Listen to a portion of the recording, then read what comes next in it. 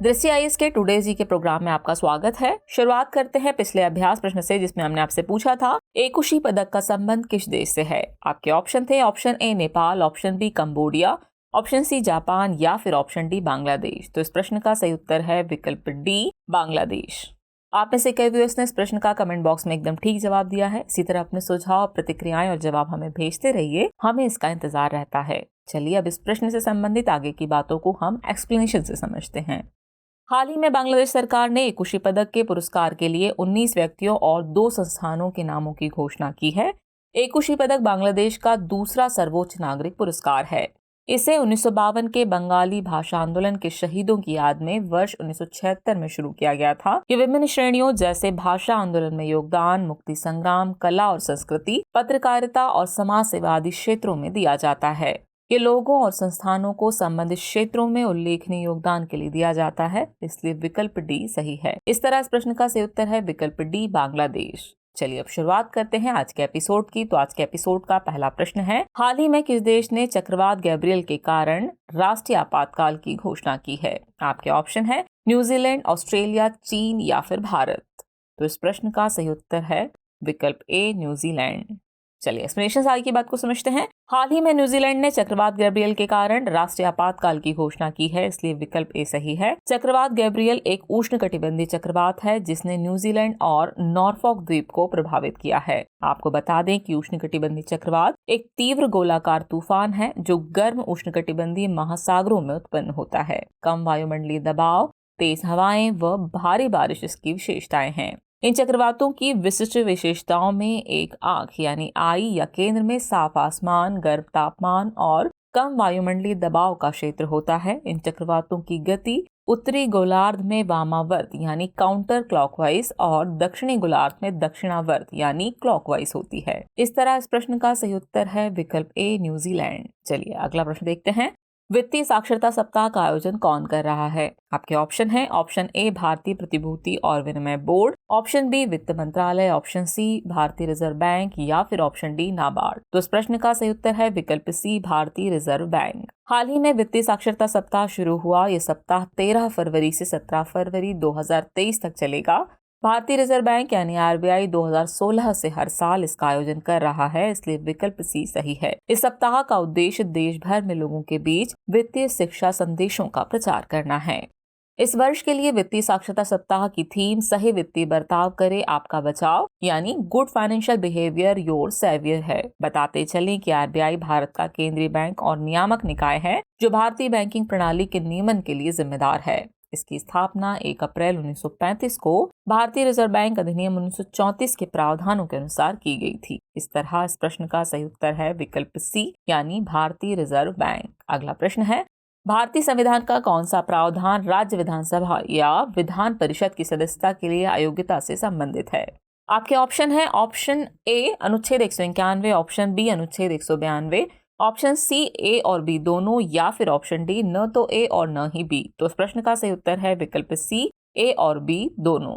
चलिए एक्सप्लेनेशन देखते हैं। झारखंड के मुख्यमंत्री हेमंत सोरेन लाभ के पद के मामले को लेकर चर्चा में बने हुए हैं। उन पर आरोप है कि जब वह झारखंड के खनन और वन मंत्री थे तब उन्होंने खुद को एक खनन पट्टा आवंटित किया था। यह आवंटन लोक प्रतिनिधित्व अधिनियम 1951 और भ्रष्टाचार निवारण अधिनियम 1988 के प्रावधानों का उल्लंघन है। आपको बता दें कि भारतीय संविधान का अनुच्छेद 191 कहता है कि एक व्यक्ति को राज्य विधानसभा का सदस्य चुने जाने और बने रहने के लिए अयोग्य घोषित किया जाएगा यदि वह भारत सरकार या किसी राज्य सरकार के अधीन लाभ का कोई पद धारण करता है। इसी तरह अनुच्छेद 192(1) में कहा गया है कि किसी सदस्य की अयोग्यता से संबंधित मामले को राज्यपाल के पास भेजा जाएगा और उनका निर्णय अंतिम होगा, इसलिए विकल्प सी सही है।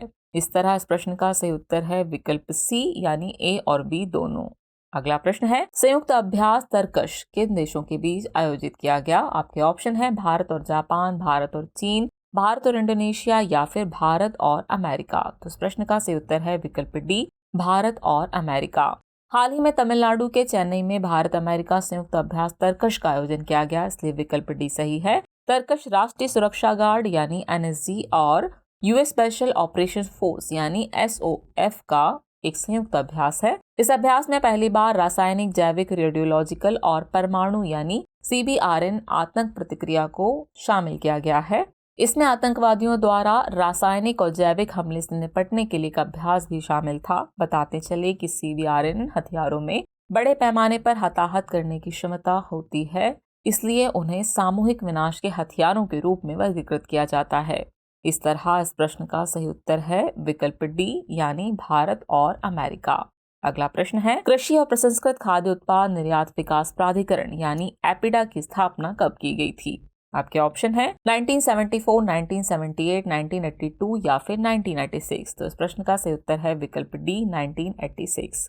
हाल ही में कृषि और प्रसंस्कृत खाद्य उत्पाद निर्यात विकास प्राधिकरण यानी एपिडा ने 37 वर्षों की अपनी सफल यात्रा पूरी की है। एपिडा एक भारतीय निर्यात व्यापार संवर्धन निकाय है। इसकी स्थापना वर्ष 1986 में भारत सरकार द्वारा कृषि और प्रसंस्कृत खाद्य उत्पाद निर्यात विकास प्राधिकरण अधिनियम के तहत की गई थी, इसलिए विकल्प डी सही है। यह वाणिज्य एवं व्यापार मंत्रालय के तहत काम करता है। इसका मुख्यालय नई दिल्ली में स्थित है, जिसका नेतृत्व एपिडा के अध्यक्ष करते हैं। इसने कृषि उत्पादों के निर्यात को बढ़ावा देने में अभूतपूर्व सफलता हासिल की है। इस तरह इस प्रश्न का सही उत्तर है विकल्प डी यानी कि 1986। अगला प्रश्न है मार्बर्ग रोग का प्रकोप किस देश में देखा गया है? आपके ऑप्शन है ब्राजील, इक्वेटोरियल गिनी, पेरू या फिर कनाडा। तो इस प्रश्न का सही उत्तर है विकल्प बी इक्वेटोरियल गिनी। हाल ही में विश्व स्वास्थ्य संगठन यानी WHO ने इक्वेटोरियल गिनी में पहली बार मार्बर्ग रोग के प्रकोप की पुष्टि की है, इसलिए विकल्प बी सही है। WHO ने कहा कि इस देश में हुई 9 मौतों के लिए इबोला से संबंधित वायरस जिम्मेदार है। इबोला की तरह मार्बर्ग वायरस चमगादड़ों से उत्पन्न होता है और संक्रमित लोगों के निकट संपर्क से लोगों के बीच फैलता है। मार्बर्ग रोग एक रक्तस्रावी बुखार है जो शरीर के अंगों को प्रभावित कर रक्तस्राव का कारण बन सकता है, जबकि मार्बर्ग एक जूनोटिक वायरस है जो आमतौर पर अफ्रीकन फ्रूट बैट से फैलता है। इस तरह इस प्रश्न का सही उत्तर है विकल्प बी इक्वेटोरियल गिनी। अगला प्रश्न है उड़ान यानी उड़े देश का आम नागरिक योजना किस वर्ष शुरू की गई थी? आपके ऑप्शन है 2013, 2014, 2015 या फिर 2016। तो इस प्रश्न का सही उत्तर है विकल्प डी 2016। हाल ही में नागरिक उड्डयन राज्य मंत्री ने राज्यसभा में उड़ान योजना के संबंध में जानकारी दी है। उड़ान योजना एक क्षेत्रीय संपर्क परियोजना है जो कम दर पर देश के ग्रामीण क्षेत्रों को हवाई जहाज की सेवा से जोड़ती है। ये एक स्व वित्त पोषित योजना है जिसे साल 2016 में लॉन्च किया गया था, इसलिए विकल्प डी सही है। इसका उद्देश्य क्षेत्रीय हवाई संपर्क में सुधार करना और जनता के लिए हवाई यात्रा को सस्ता बनाना है।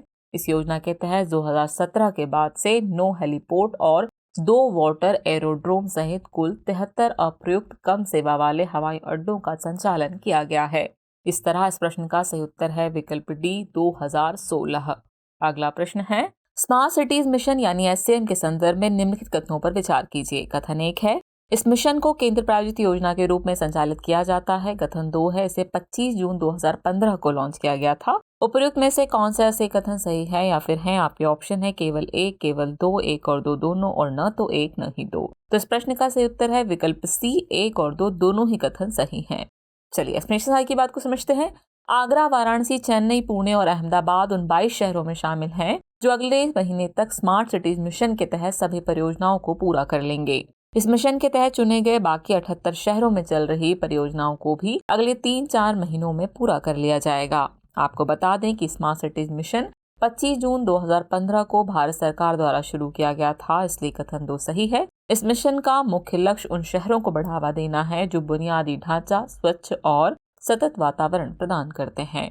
इसका उद्देश्य स्मार्ट समाधान के माध्यम से अपने नागरिकों को जीवन की अच्छी गुणवत्ता प्रदान करना है। इसके तहत 2 चरणों की प्रतियोगिता के जरिए 100 शहरों को स्मार्ट शहरों के रूप में विकसित करने के लिए चुना गया था। इस मिशन को केंद्र प्रायोजित योजना के रूप में संचालित किया जाता है, इसलिए कथन 1 सही है। इस प्रकार इस प्रश्न का सही उत्तर है विकल्प सी यानी 1 और 2 दोनों ही कथन सही है।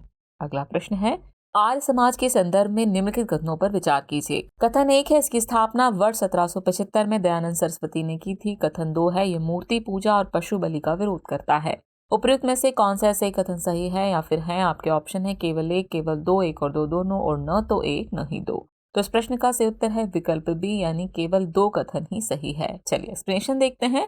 हाल ही में भारत के प्रधानमंत्री ने दयानंद सरस्वती को उनकी 200वीं जयंती पर श्रद्धांजलि अर्पित की है। दयानंद सरस्वती 19वीं सदी के भारत के समाज सुधारकों में से एक थे। उन्होंने महिलाओं की शिक्षा, बाल विवाह की निंदा, अस्पृश्यता के विरोध का समर्थन किया। वह वेदों के सर्वोच्च अधिकार में विश्वास करते थे। उन्होंने 1875 में आर्य समाज की स्थापना की और रूढ़िवादी हिंदू धर्म के भीतर एक सुधार आंदोलन का नेतृत्व किया। इसलिए कथन एक सही नहीं है। ये समाज मूर्ति पूजा और पशु बलि का विरोध करता है, इसलिए कथन 2 सही है। इस प्रकार इस प्रश्न का सही उत्तर है विकल्प बी, यानी केवल 2 कथन ही सही है। चलिए अब हम पहुंच गए हैं एपिसोड के अंतिम प्रश्न पर। तो अंतिम प्रश्न है, निम्नलिखित में से कौन खनन प्रहरी की सबसे अच्छी व्याख्या करता है? आपके ऑप्शन है अवैध कोयला खनन की सूचना देने के लिए मोबाइल एप्लीकेशन, अवैध खनन पर एक पोर्टल, मानव रहित हवाई वाहन, या फिर इनमें से कोई नहीं। तो इस प्रश्न का सही उत्तर है विकल्प ए, अवैध कोयला खनन की सूचना देने के लिए मोबाइल एप्लीकेशन। चलिए एक्सप्लेनेशन देखें। हाल ही में केंद्रीय कोयला, खान और संसदीय कार्य मंत्री ने राज्यसभा में खनन प्रहरी के बारे में जानकारी साझा की। दरअसल अनधिकृत कोयला खनन गतिविधियों की सूचना देने के लिए भारत सरकार ने खनन प्रहरी नाम से एक मोबाइल ऐप लॉन्च किया है। खनन प्रहरी भू टैग की गई तस्वीरों के साथ किसी नागरिक द्वारा किसी भी अवैध कोयला खनन की घटना की सूचना देने का एक उपकरण है। इसका उद्देश्य अवैध कोयला खनन की जानकारी इकट्ठा करना है, ताकि संबंधित कानून और व्यवस्था लागू करने वाले प्राधिकरण द्वारा निगरानी और उचित कार्रवाई की जा सके। इसलिए विकल्प ए सही है, यानी इस प्रश्न का सही उत्तर है विकल्प ए, अवैध कोयला खनन की सूचना देने के लिए मोबाइल एप्लीकेशन। चलिए अब नोट कर लीजिए आज के एपिसोड का अभ्यास प्रश्न। दिव्य कला मेला किस मंत्रालय से संबंधित है? आपके ऑप्शन है ऑप्शन ए संस्कृति मंत्रालय, ऑप्शन बी शिक्षा मंत्रालय, ऑप्शन सी सामाजिक न्याय एवं अधिकारिता मंत्रालय, या फिर ऑप्शन डी गृह मंत्रालय। तो व्यूअर्स, इस प्रश्न का जवाब कमेंट बॉक्स में देना न भूलें। जल्द ही मिलते हैं नए एपिसोड में नए नए सवालों और उनके नए नए जवाबों के साथ। तब तक के लिए शुक्रिया।